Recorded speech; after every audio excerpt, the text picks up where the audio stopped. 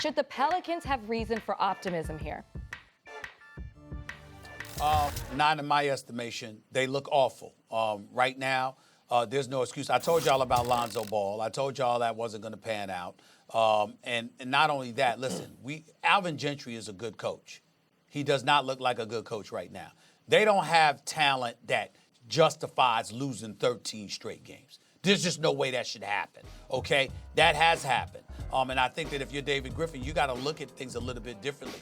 I look at Alvin Gentry and listen, I was listening to my man Eddie Johnson and Justin Termini talk, listening to them talk about this on Sirius XM on my drive just the other day. And they were absolutely right, particularly Eddie Johnson with what he says because he knows basketball. And here's the deal. You're looking at a guy in Zion Williamson that looks like he's got some baby fat on him, looks like he has to get in shape. We know that he can't because he's compromised because his health is a question mark. He does not look healthy right now. And then you look at the rest of the team. You got Alvin Gentry promoting and pushing for an up-tempo squad. That's not how they're going to win basketball games with that particular team. They just don't have it like that. And so there needs to be some compromise there in terms of him knowing his personnel and adjusting accordingly. But in the end, the season's already over. They don't look very good right now. You can call it youth and experience, the combination of both or whatever. But in light of their dormant situation, there is no reason to play Zion Williamson this year. I believe Zion Williamson should be a la Ben Simmons or whatever, or even a Joel Embiid. Sit him out the entire first year and let his rookie campaign start off fresh next year. He's an unorthodox figure the way that he's built. I don't think they should jeopardize him at all. They're not playing for anything. They're not going anywhere. Don't bring him back until he's 100%.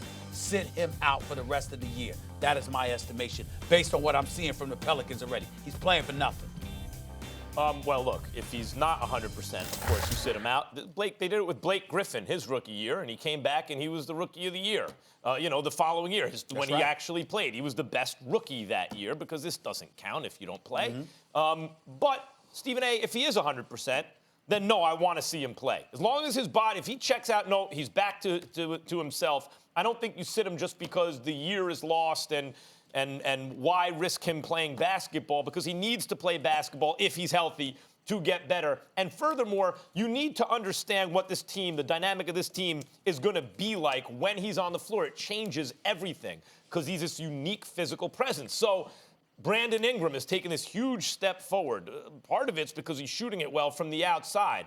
But you also need to see how he is going to play alongside Zion Williamson. And do they have enough shooting? And can Redick be on the floor in important minutes, given the defense? Because he can shoot.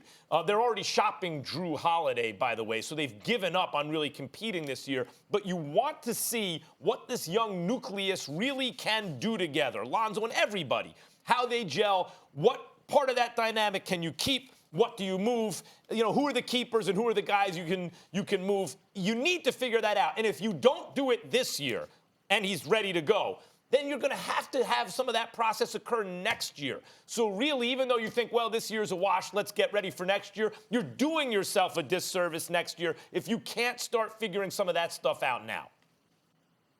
All right, well, I say that, but I'm gonna go back ahead, to what Stephen A. Eddie Johnson. I'm gonna go back to what Eddie Johnson said. Listening to his show, give credit where credit is due. I'm not gonna take it. He deserves it. He highlighted this reality. You look at Zion Williamson, you think about Charles Barkley, but what was ignored about the round mound of rebound is that he had incredibly powerful and thick legs. You look at Zion Williamson, and for some reason you're questioning his leg strength, the strength below the waistline.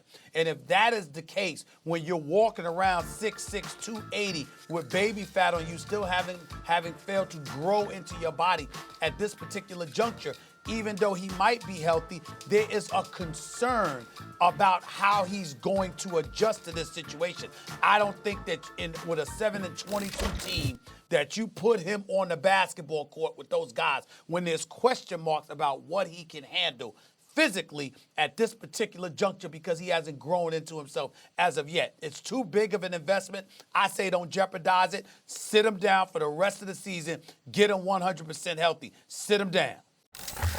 Thanks for watching ESPN on YouTube. For more sports highlights and analysis, be sure to download the ESPN app. And for live streaming sports and premium content, subscribe to ESPN+.